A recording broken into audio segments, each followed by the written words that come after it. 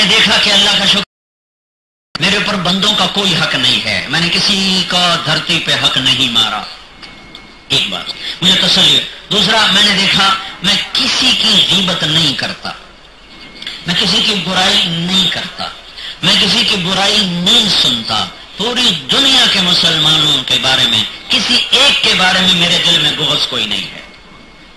یعنی وہ جو مشکل پرچہ تھا وہ مجھے نظر آیا کہ کچھ ٹھیک ہے، اللہ جب چاہے رد کر دے، اللہ کو کیا پرواہ، تو غنی ہے، بے نیاز ہے، لیکن انسانوں کے حقوق کا معاملہ بہت سخت، بہت سخت۔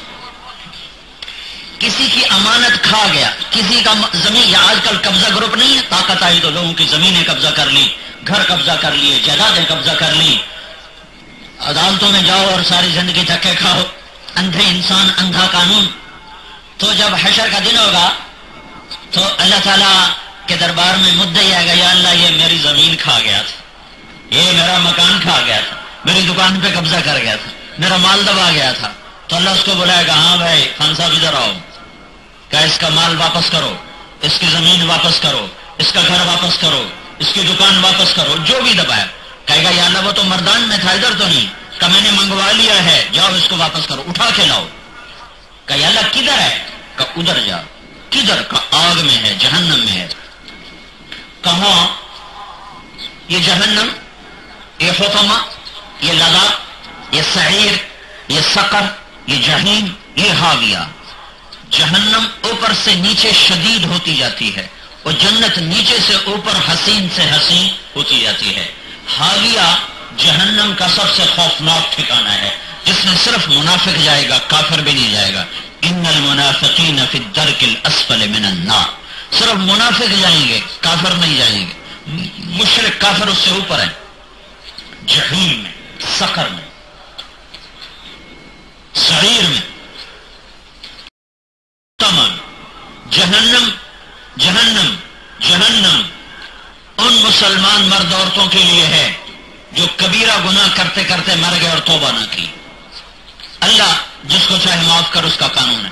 جاؤ بھائی نکال کے لاؤ۔ کدھر؟ حاویہ، وہ جہنم سے گزرا، اس نے جلایا، حطمہ نے جلایا، لظا نے، سعیر نے، سقر نے، جحیم نے، حاویہ نے جلایا۔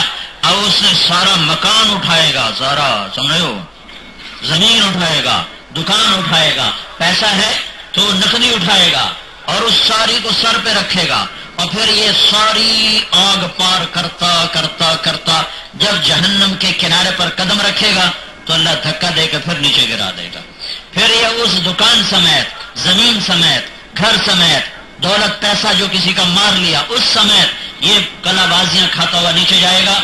پھر وہاں سے اٹھے گا اور پھر چڑھتا چڑھتا چڑھتا کنارے پر آئے گا، پھر اللہ دھکا دے گا، اور یہ ہوتا رہے گا جب تک اللہ چاہے گا۔ ایمان لا کر بھی حاویہ میں جائے گا۔ حاویہ صرف منافق کے لیے ہے، لیکن یہ کلمہ پڑھ کے بھی حاویہ میں جائے گا۔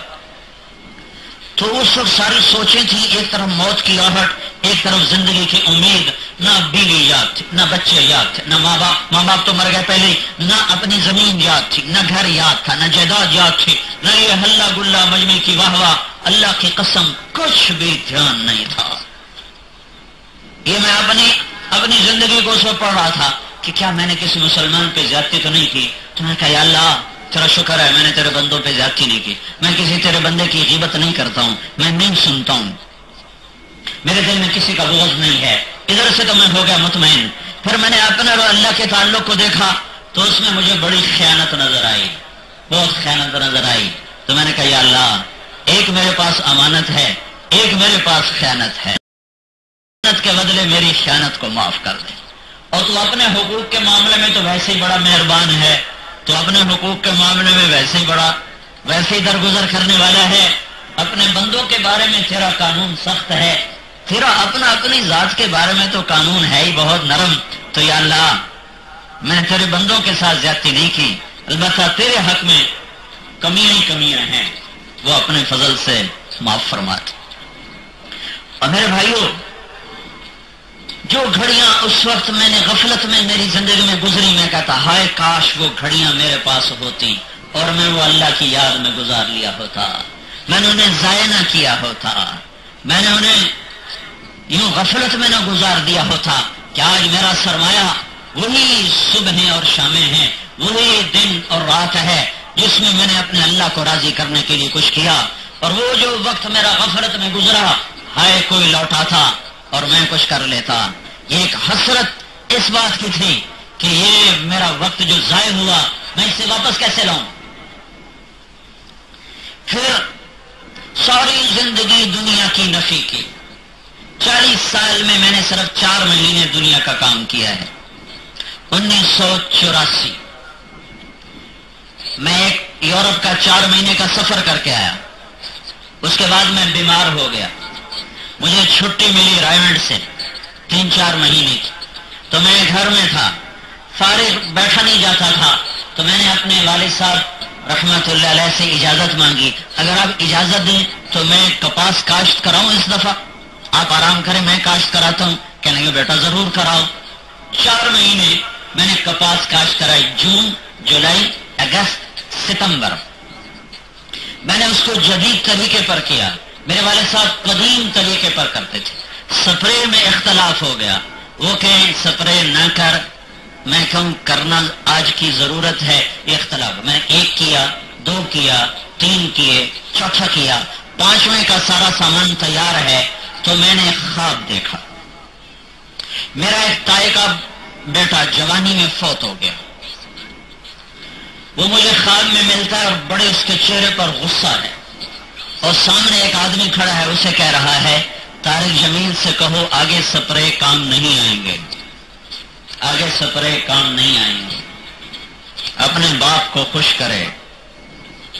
تو میری صبح آنکھ کھلی تو میں نے وہ سپرے وہیں چھوڑا، میں نے کہا یہ ابا جی پڑھائے، آپ کریں آپ کی مرضی، نہ کریں آپ کی مرضی، اب مجھے اجازت دیں، میرے 4 مہینے پورے ہو گئے، میں رائمنڈ جا رہا ہوں۔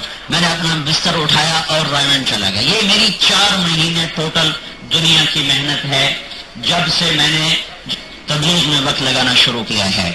تو دنیا کوئی ایسی دل میں نہیں اتری ہوئی تھی، لیکن میرے بھائیوں نظر دھوکہ کھاتی ہے، کان دھوکہ کھاتے ہیں، دماغ میں مستی آتی ہے۔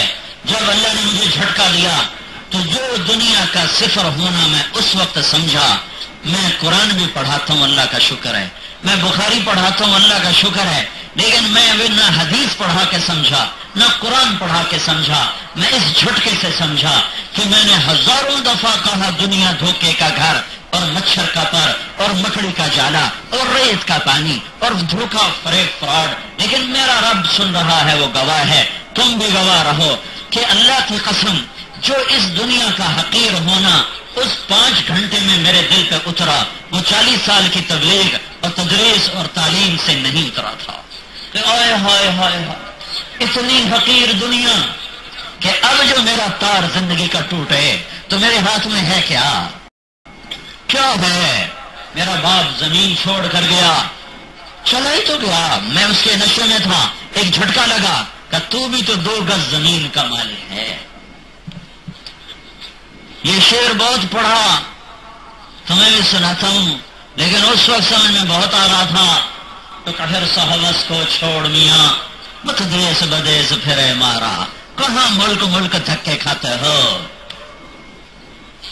تو کہر سہوس کو چھوڑ میاں، مت دیس بدیس پھرے مارا، قزاق اجل کا لوٹے ہے، قزاق کہتے ہیں ڈاکو، اجل کہتے ہیں موت، قزاق اجل کا لوٹے ہے، دن رات بجا کر نقارا، کیا بدیا بھینسا بیل شتر، کیا گونی پلہ سر بھارا، کیا گیہوں چاول موٹ مٹر، ہے آگ دھواں اور انگارا، سب ٹھاٹھ پڑا رہ جائے گا جب لاد چلے گا بنجارا۔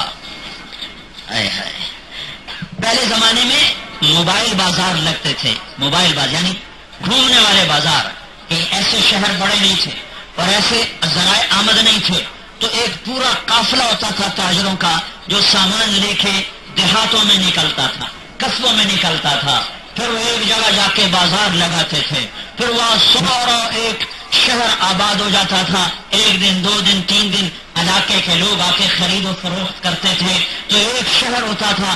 پھر جب وہاں کے لوگوں کے آمد اور گاہک کم ہو جاتے تو پھر یہ تاجر اپنا سامان اٹھاتے اور کسی اگلی جگہ کی طرف سفر شروع کرتے۔ ان تاجر تاجروں کو اس زمانے میں کہتے تھے بنجارا.